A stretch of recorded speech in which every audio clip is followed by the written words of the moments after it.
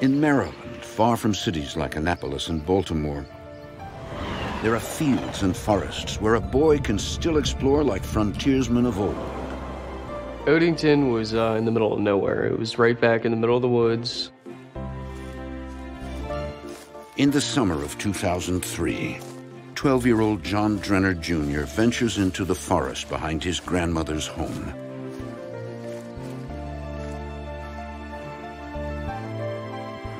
Cheryl, his 14-year-old sister, leads the way.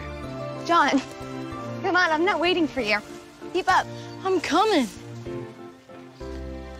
Me and my sister Cheryl were inseparable. My sister, she was always the outgoing one, very outspoken. I was more of the follower. John and I would always go in the woods to play. We would go on nature hunts, look for animals, things like that. We like to explore. But there are certain mysteries better left undisturbed. One day we found an old abandoned building. As we walked closer to it, we started getting this weird feeling about it, like we shouldn't be there. I definitely had an eerie feeling. Something was just telling me don't go near it. It was spooky. John, what are you doing? Get away from there. Come on, this is cool. No way.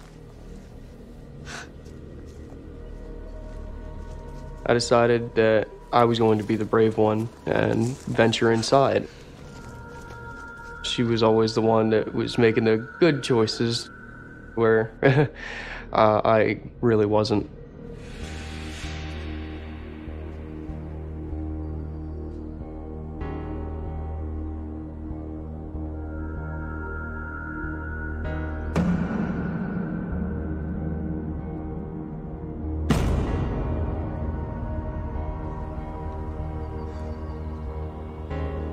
John?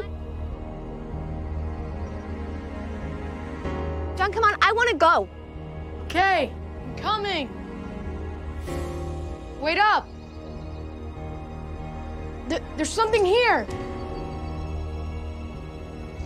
In one of the corners, I found a book. It had an upside-down cross on it.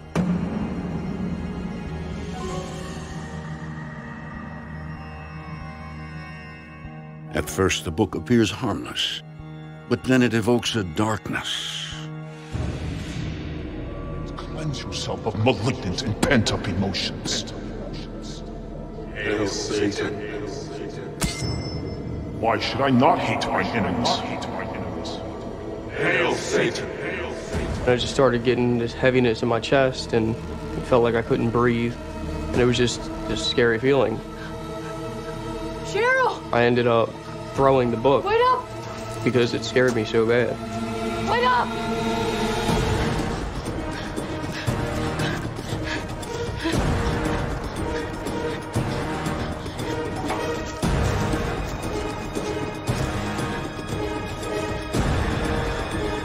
Suddenly, John gets the feeling he's being followed. I just started hearing this incoherent whispering, and I knew it was coming from the woods.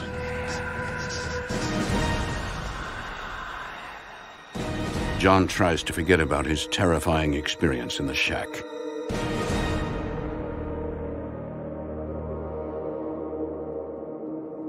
That summer, John spends weekends at his grandmother's house. One night, Cheryl hears disturbing noises coming from John's room. Hey,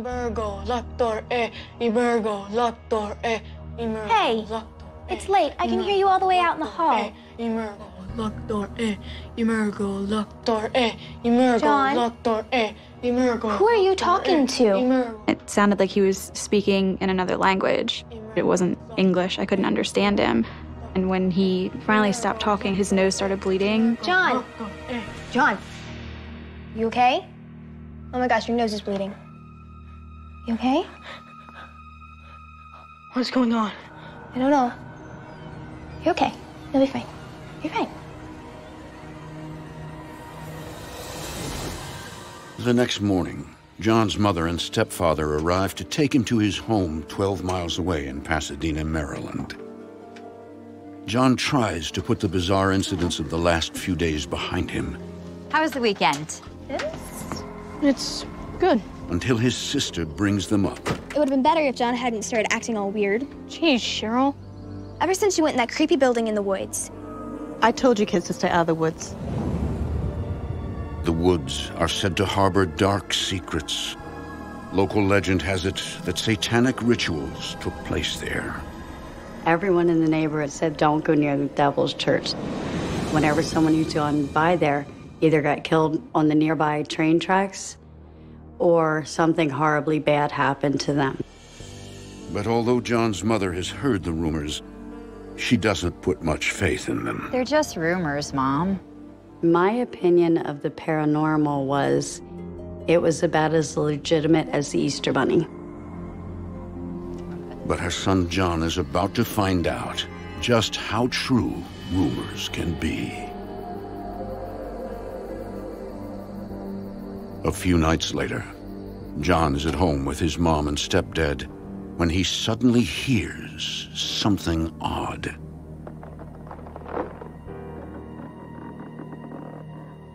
I had heard scratching on the house and in the walls and outside of the house.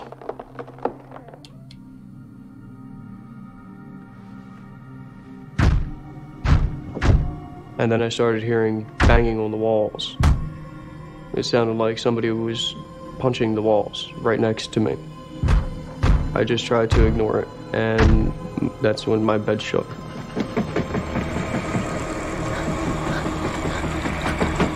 It was a very violent shaking. It felt like an earthquake. But then, from the darkness, it's the summer of 2003 in Odenton, Maryland. Ever since John Drenner Jr. discovered a mysterious book in the woods near his grandmother's home, he can't shake the feeling that an unseen evil lurks in the shadows, watching him. There was something happening, something going on. The first time that I heard the whispering in the woods, I knew there was just something off about it. I knew there was something wrong, and it scared me. Hail Satan! Hail, hail Satan! Cheryl worries about the sudden change she sees in her little brother. He was scared to tell me. I didn't know what to think. I didn't know how I could help. You okay? What's going on? You're okay. You'll be fine. But the night comes when John meets the dark force face to face.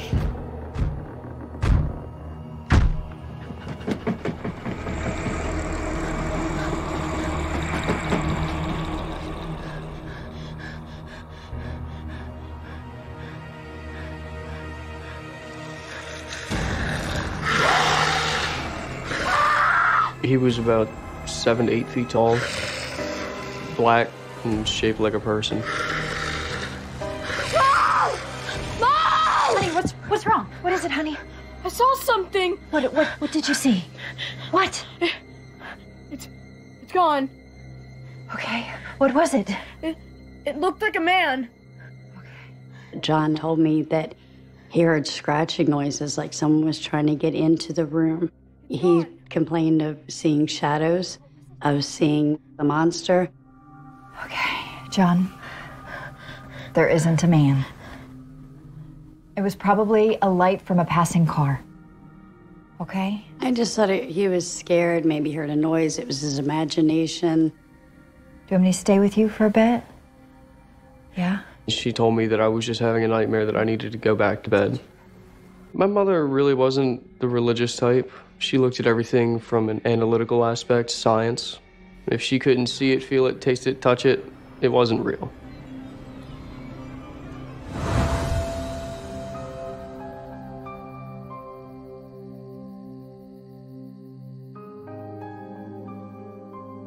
Night after night, the same creature pays John a visit.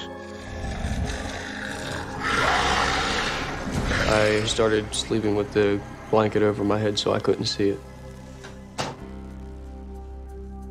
John's mother decides to bring him to a child psychologist.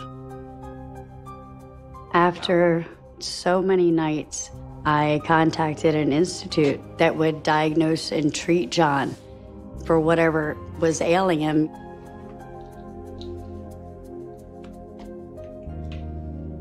My mom always thought that there was something psychological going on with John.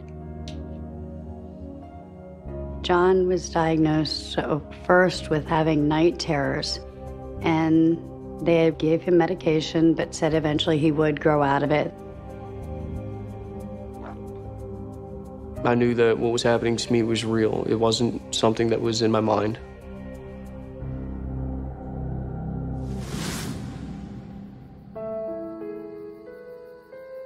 Things appear to calm down for a while, until one weekend when they are back at their grandmother's house, Cheryl finds John acting strangely.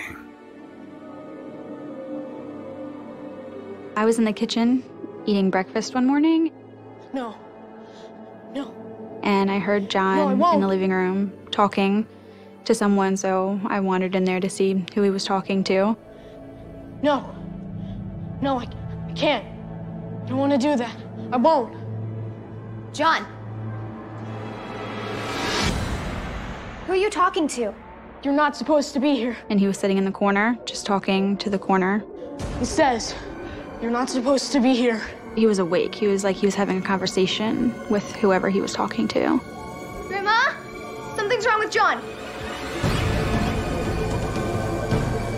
John, are you okay? But John is not okay as he finally emerges from his trance. It's bleeding. Just like before. I was terrified for him. John, what's going on with you? I don't know what's happening to me. They won't leave me alone. I had talked to my grandmother and told her about everything that was happening. I said, this man, he's tormenting me. She hugged me and said, I'm gonna take care of this for you. A few days later, John's grandmother decides to take action. She places religious articles in John's room at her house, hoping they'll protect him. Our grandmother was religious. She would read us the Bible. She believed John. She thought that there was something spiritual going on. I was very hopeful that, that would at least stop it. That would create a safe zone for me. I don't think it helped. The crucifix at his grandmother's house only seems to be making things worse. The very next night, this entity was there. Using the crucifixes was just making it mad. It wasn't doing anything to protect me.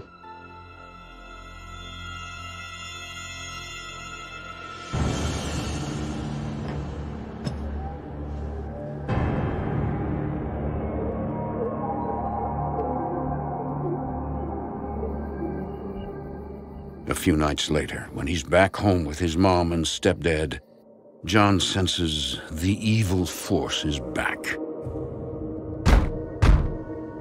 That night, I just laid down to close my eyes and I heard a knock in the corner of my room.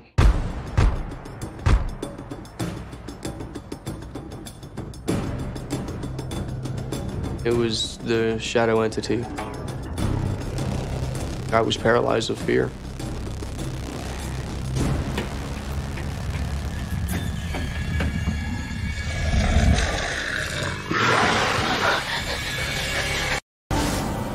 When he was just a boy, John Drenner Jr. unwittingly uncovered an evil force in an abandoned shack, rumored to be the site of satanic gatherings. Hail Satan!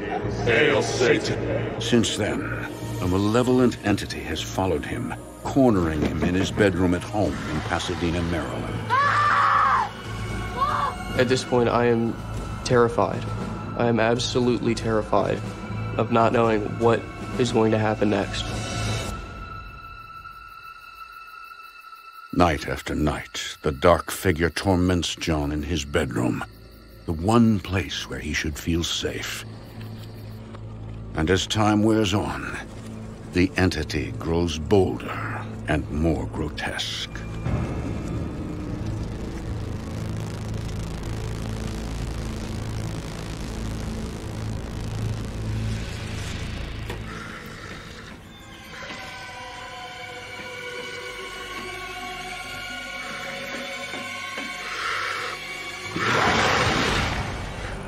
I couldn't move, I couldn't scream.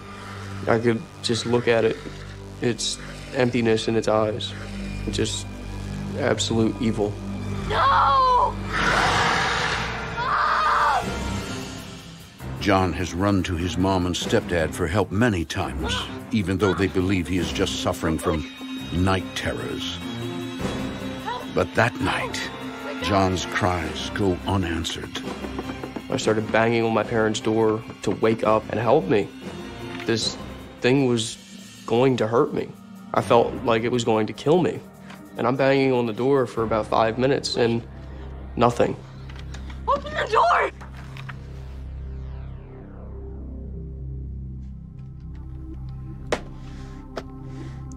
Honey, I'm gonna go downstairs.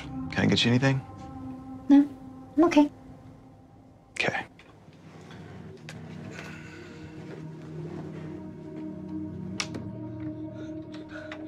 Hey, buddy.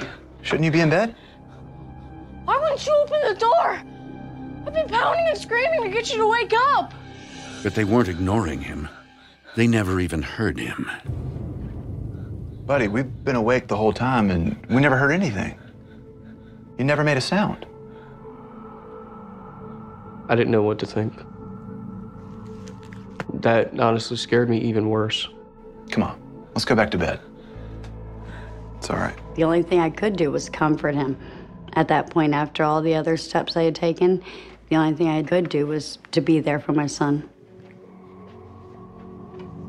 I was looking for a logical reason for everything and a logical way to fix things, but there was nothing that I could do to stop the occurrences that were happening. Frustrated that his mother and stepfather don't believe him, John pulls away from his family. He started shutting everyone out. He shut me out. He shut our grandmother out. He was angry. I was completely alone in this. Nobody could understand or believe what they couldn't see or feel for themselves. And it was a complete and total nightmare for me.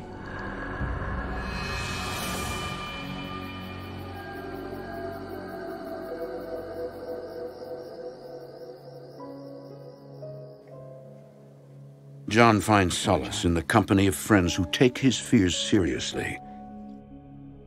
One night, they play with fire when they attempt to contact the evil entity to help rid John of his tormentor.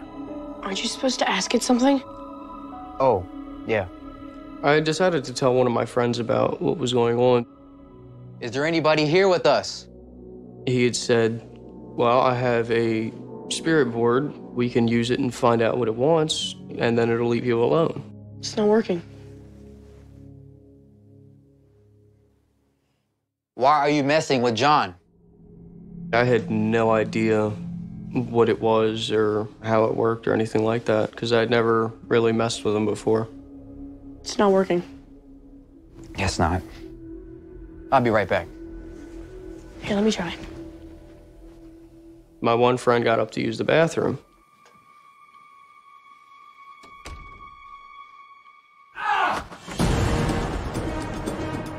What happened? Something grabbed my leg in there. He said, I felt something touch my leg. Let's go. Roger. Wait, don't go. John now knows for certain that the evil entity is not just in his imagination. It was a massive turning point in my life when my friends had experienced something. It was like this sense of relief. Somebody else has seen it as well.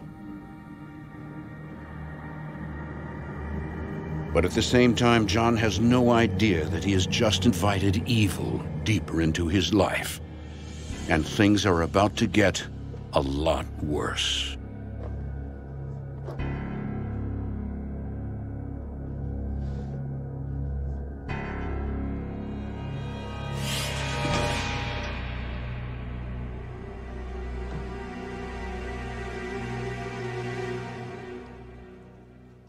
That's weird. I felt this heaviness in my chest again. I knew it was around.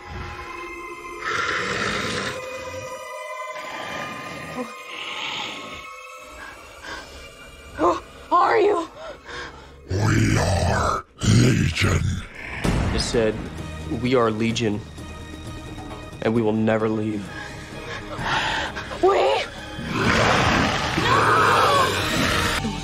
A miracle. For the past few years, John Drenner Jr. has been battling a malevolent, demonic force hell-bent on taking over his body and his soul. It all started after he unknowingly encountered the entity in an abandoned shack in the Maryland woods. Indulgence instead of abstinence. Rumored to be the site of satanic worship. Hail Satan! Hail Satan!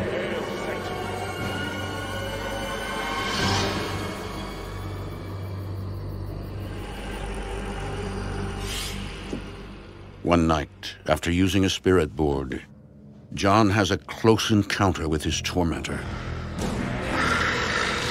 Who are you? We are Legion. We? It was just this deep, grovelly, bass-type voice. It just literally radiated through your whole body. Then, the sinister force attacks. And I could feel its breath on my face. It was trying to choke me to death. I felt like it was going to kill me. But no one comes to his aid. John manages to escape the clutches of the evil entity, but knows it's only a matter of time before it strikes again. With family and friends unable to help him in his fight, John conducts research to try to understand what he's up against. It was attacking me. And at this point, I was really in fear for my life.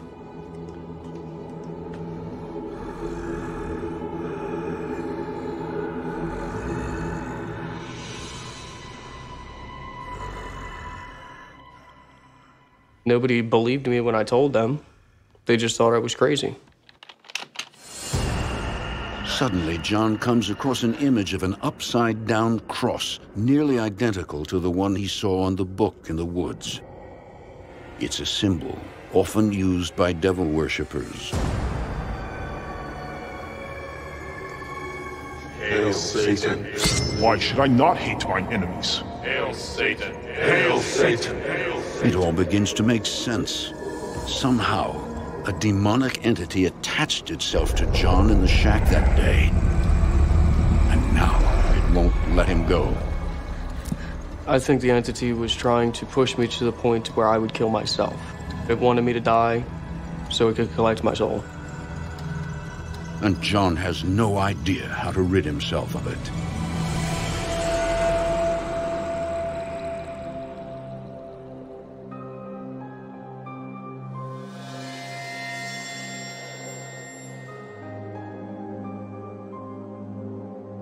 Since he was a boy, John Drenner Jr. has been battling a demonic force.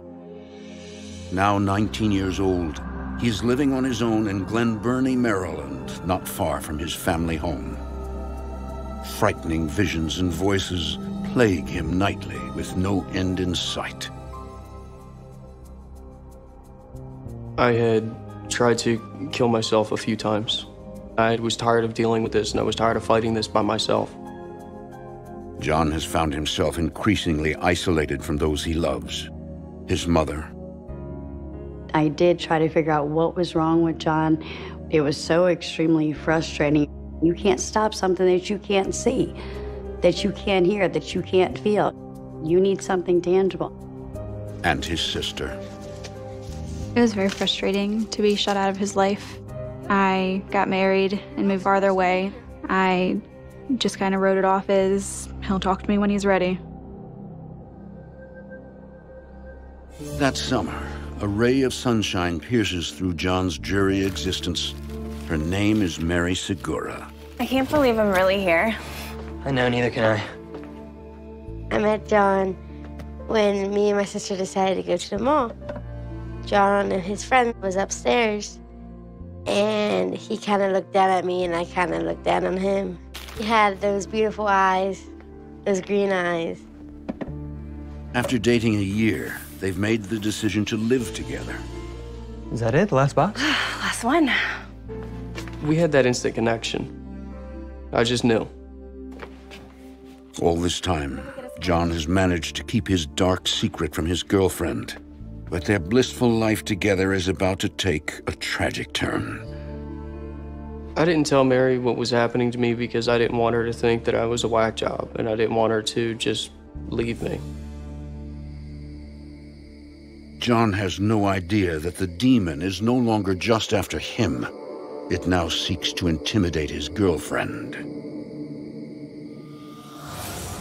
A few weeks after moving in, Mary begins to feel a presence other than John in their home.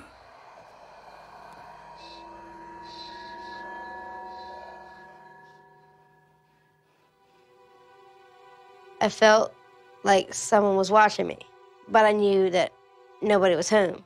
It's the worst feeling you can ever possibly have.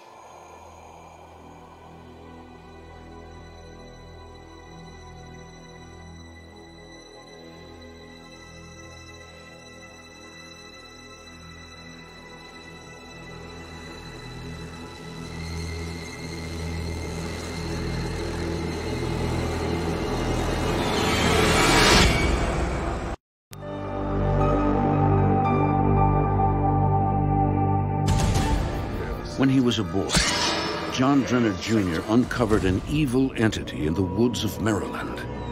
Since the moment the demon attached itself to him, it has tormented John relentlessly. At this point in my life, at 19 years old, I just assumed that I was going to have to deal with this for the rest of my life. It was a sense of hopelessness, and it made things a lot harder for me, knowing that I wasn't ever going to be freed from this.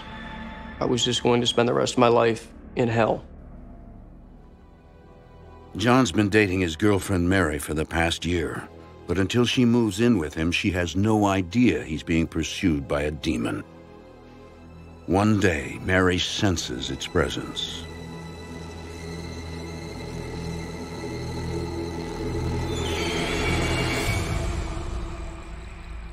It's the worst feeling, knowing that something's not behind you, but you can feel it. You can feel something breathing, looking at you, but when you turn back, nothing's there.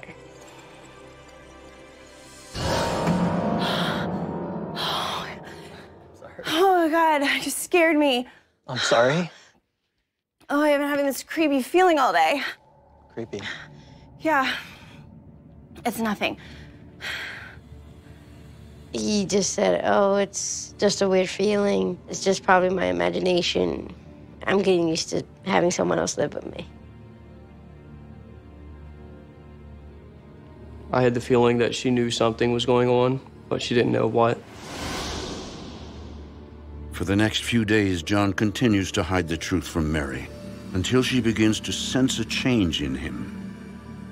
Throughout the days, he would be sweet and loving. Then, all of a sudden, you say one thing, and he snapped. It was aggressive. Hey, did you mail the rent check? I will. Okay, when? I will. I'm trying to read. I just don't want to have to pay a late fee, and then there's, like, charges. I said I will! What's wrong with your eyes? What do you mean? The eyes were black, frightening. It wasn't my John. Something else was taking over his body and his soul.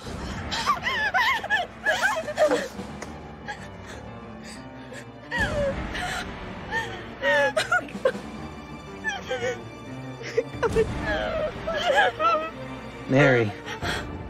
Why don't you come out, Mary?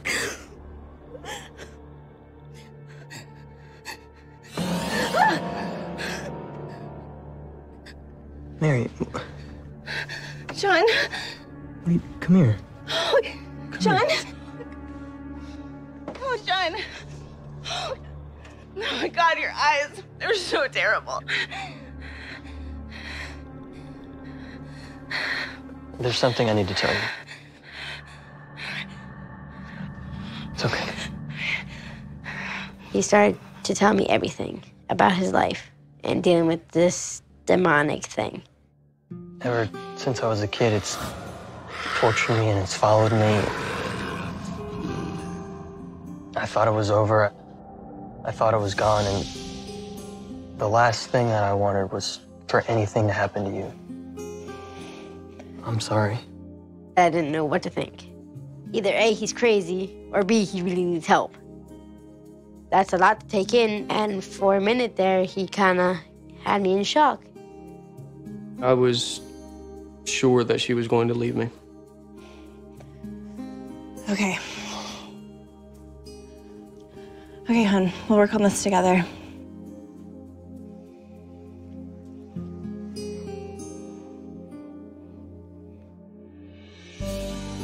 Mary convinces John he needs help from a higher power. I figured, well, let's try to go to some churches to see if they can help. None of it was working. All the ones that we went to, either they turned us down or they just didn't want to deal with it. One night, John has a disturbing dream, an omen of more bad things to come. Mary? Mary? Mary? Mary? When I had looked up, I had seen that the sky was blood red.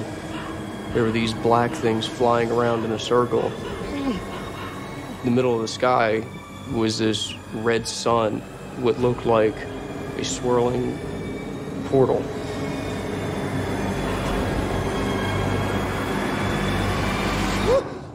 It was just a nightmare. It was frustrating. I couldn't do anything to help the love of my life. And I suffered every time he had a nightmare, every time he had a vision. I suffered because that was me feeling hopeless.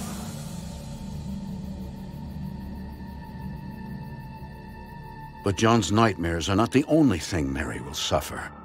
The demon is not finished with her yet. The next night, while John is working a night shift, Mary finds herself alone.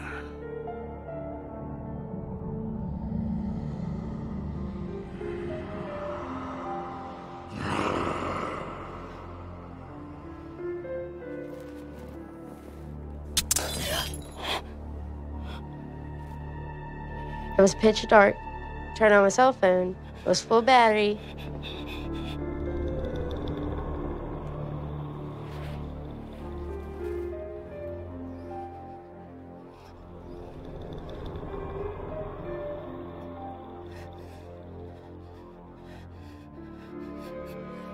Come on. There was no way that it could just die. No, come on.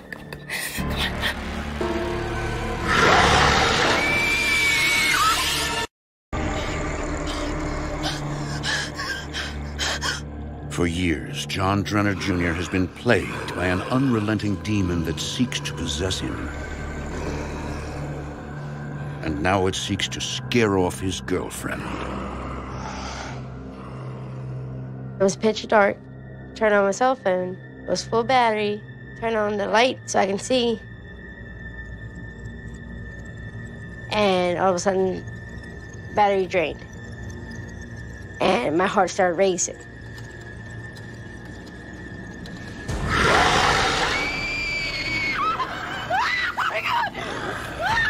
The figure was face to face to me.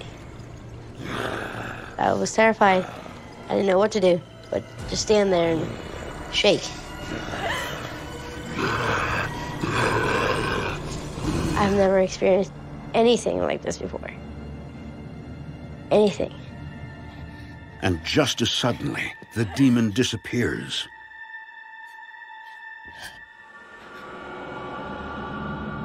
John now knows the entity will stop at nothing to destroy him and isolate him from the people who care about him.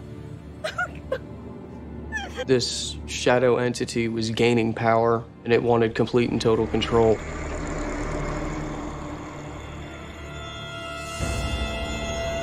In February of 2012, a friend puts John in touch with Bill Bean, an ordained deliverance minister, similar to an exorcist, but not affiliated with the Catholic Church.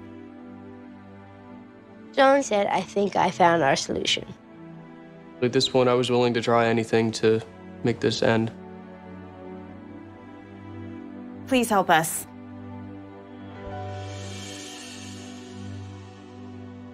I will. Come closer.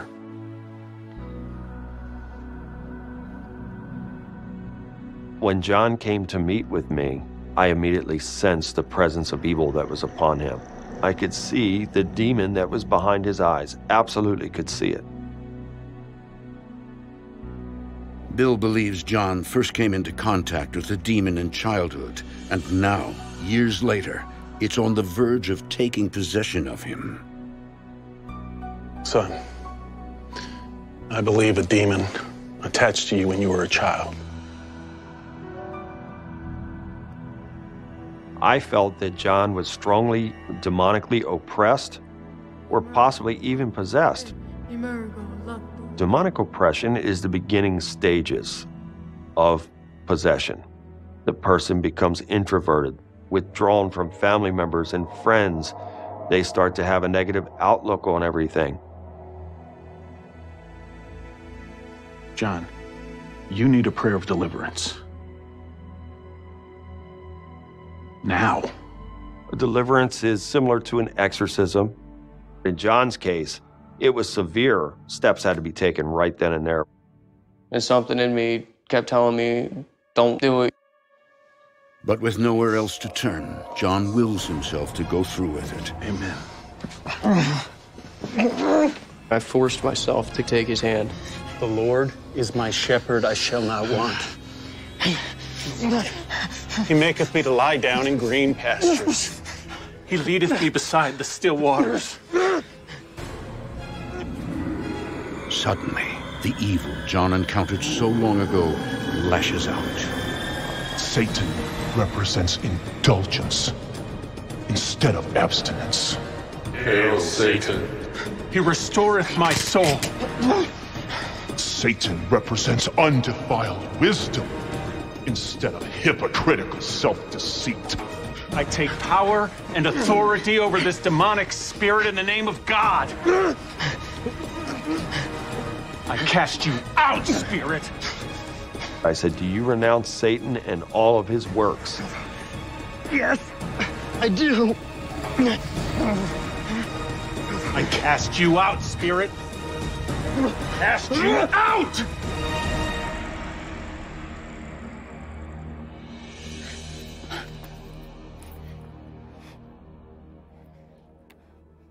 I remember just coming to, looking him in the eye, and it felt like the weight of the world was lifted off of me. Is it over? Is it really over? It was the most amazing feeling that I have ever felt in my life. I think it is. At that moment, I got my John back.